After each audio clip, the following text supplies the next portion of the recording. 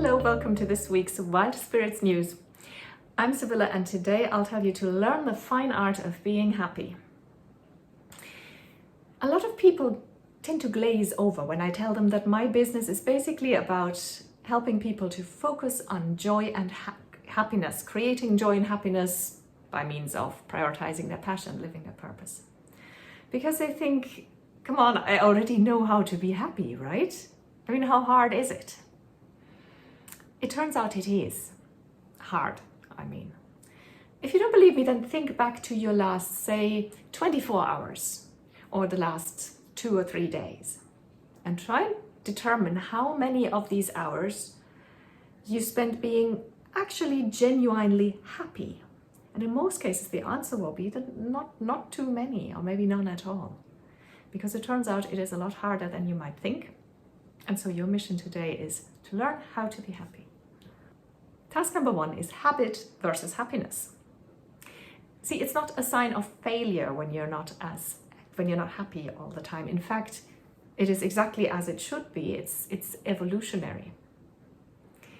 You see, historically, it was a lot more important for us to recognize negative things, recognize potential danger, than it was to recognize positive things.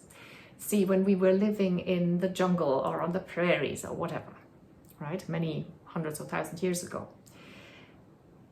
And there was a beautiful sunrise. And there was also a saber-toothed tiger sneaking up on us. It was vitally important that we didn't focus on the positive and enjoy the sunrise while being eaten, but to laser focus on the one thing in this entire vast landscape and the many things that happened around us, to laser focus on the one thing that could pose a potential threat, which is the saber-toothed tiger that might eat us. If we didn't do that, we wouldn't have survived.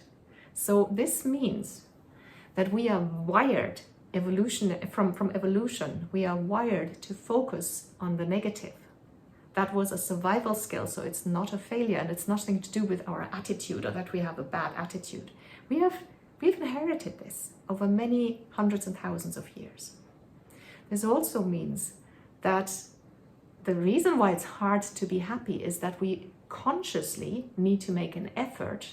It's effort, and it requires persistence to unlearn this focus on the negative now that we're in slightly safer environments, at least in our everyday lives, and to consciously retrain ourselves to recognize and focus and enjoy what makes us happy.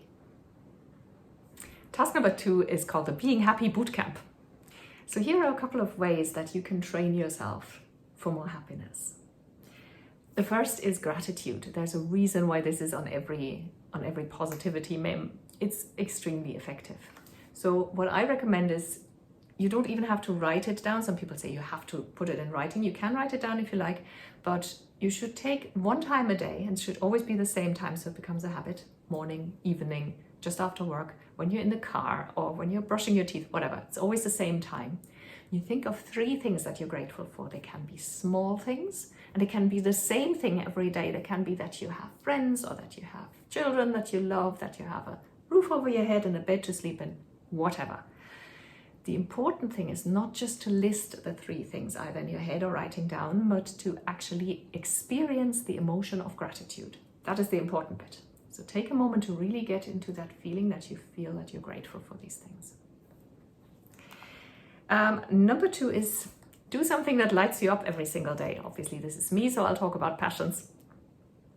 Don't go to bed on a day that you haven't pursued your passion in. Even if it's only for 5 minutes, every single day needs to contain something that lights you up. The next is to connect to another human every single day. And by connect, I mean more than, hi, how are you? But to actually, some meaningful connection can be very small, very fast. Obviously, this is easiest in person or maybe on the phone if that's not your thing, or it's Corona and you're isolated. The next best thing would be a message. Reach out to somebody, to a friend, and again, share something personal. It only has to be 2 or 3 sentences, maybe something that goes through your mind, something that goes on in your emotions, something that has happened, something personal that really connects to that person, and also ask them a question, a really interested question about themselves. So once a day, connect to another human. And also connect to yourself once a day. Check in with yourself every single day. make it a habit to sit down and take a deep breath and ask, hey, how am I right now? And then listen.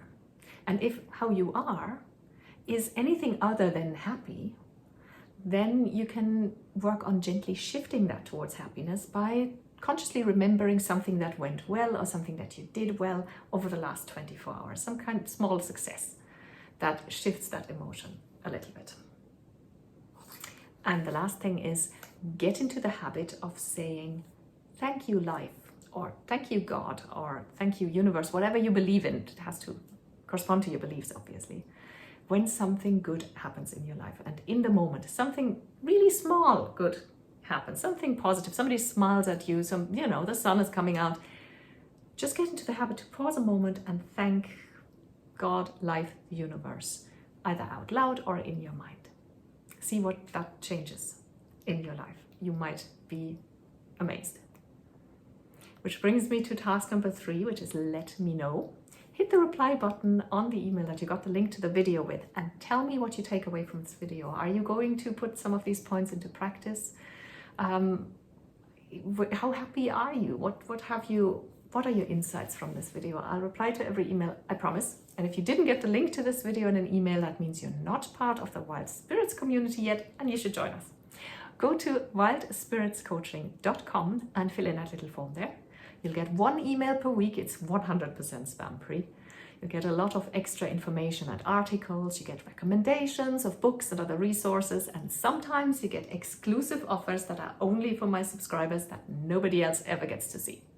So go to wildspiritscoaching.com and sign up. Or you can Google Wild Spirits Coaching. That'll get you to the website as well. Thank you for watching.